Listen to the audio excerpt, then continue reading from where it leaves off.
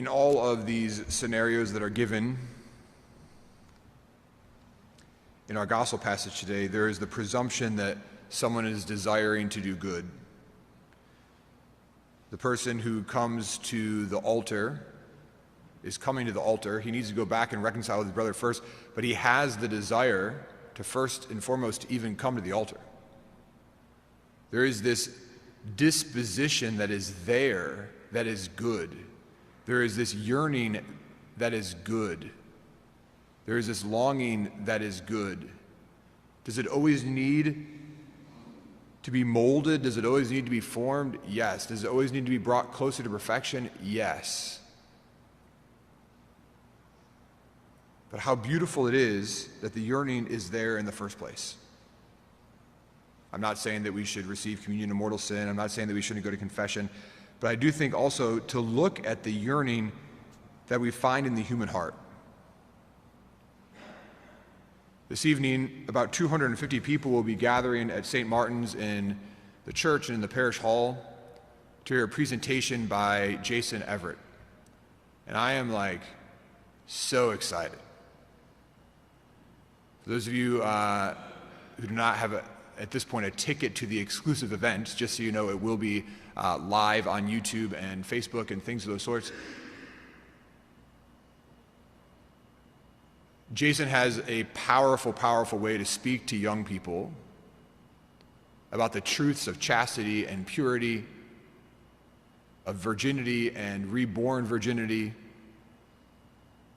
and the testimony that he gives and the witness that he gives and the way that he's able to proclaim the gospel is really, really powerful.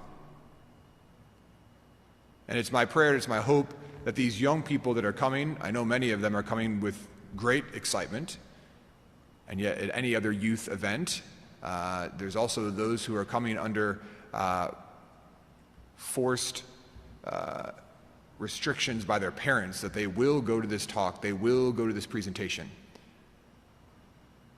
And yet, behind all of it, we have to always remember that the Lord places in their hearts and on their hearts this longing for truth, this longing for goodness.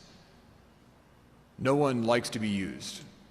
No one likes to be treated as an object.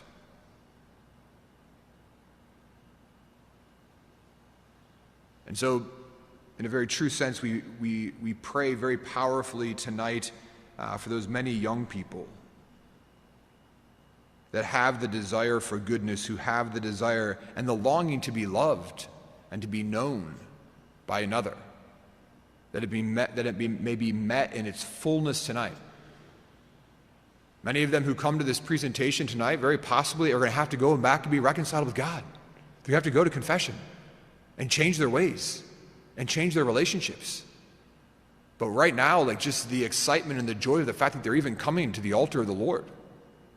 How awesome is that? I'm super excited as well. Directly following Jason's presentation, it's actually going to be kind of bleed directly into it. It's going to be a half hour of adoration of the Blessed Sacrament directly following his presentation. What an opportunity for these young people to have their hearts and their minds to encounter the truth of who they are, and then to actually be with the God who truly is their Lord, who teaches them their dignity and their worth and their beauty and their splendor. How amazing. I don't know about you, but I wish I would have had this opportunity. There was if there was a youth ministry program in my parish, I didn't know about it. What a grace for these young people. What a gift it is. And so as we come to the altar tonight, as we come to the altar today,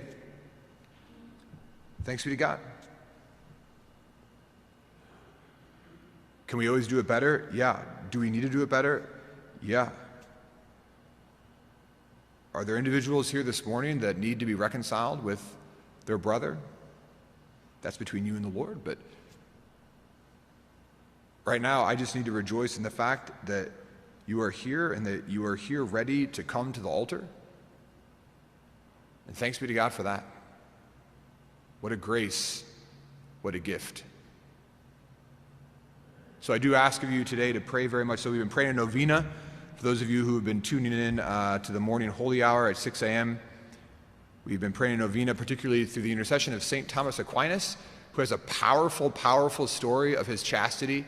I don't know if so St. Thomas Aquinas, his parents wanted him to be a Benedictine and ultimately become the abbot of the Benedictine monastery. And St. Thomas Aquinas did not want to become a Benedictine. He wanted to become a Dominican. And his parents were irate at this. And his parents had his brothers lock him into a tower, into a cell.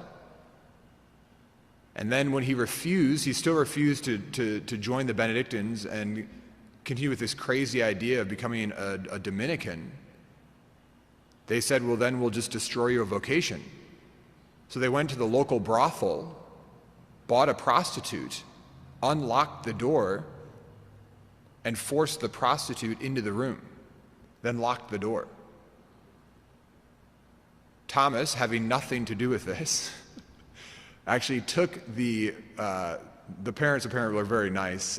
In the cell that he was kept in, there was a fireplace, and apparently they gave him wood as well. But anyways, apparently the fire was going in the fireplace, and Thomas took the poker that you would use to like move the logs around, and he took it out of the fireplace, and he began to chase the prostitute around the room, and she was screaming for her life, and so they ultimately unlocked the door and let her out.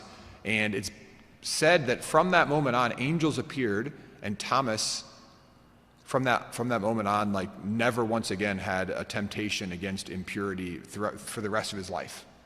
And so he was the male saint that we chose to pray through the intercession of, and the second one is Saint Maria Goretti. And the story of Saint Maria Goretti is just unbelievably powerful. This 12-year-old girl who had advances made upon her by a man who lived above her, who is addicted to pornography, by the way. And once again, what a great, powerful opportunity we have tonight. Jason always speaks very clearly on this topic. But anyways, this man, Alessandro, who lived above her, who ultimately tried to take advantage of her, and Maria ultimately died as a martyr, defending her purity. Prior to her death, she forgave her attacker, and ultimately would appear to him in visions later on. He himself ultimately becomes a religious brother and commits his life to holiness and sanctity.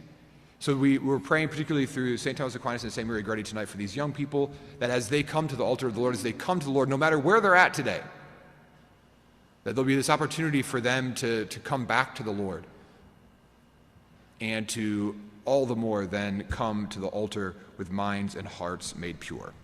Please stand.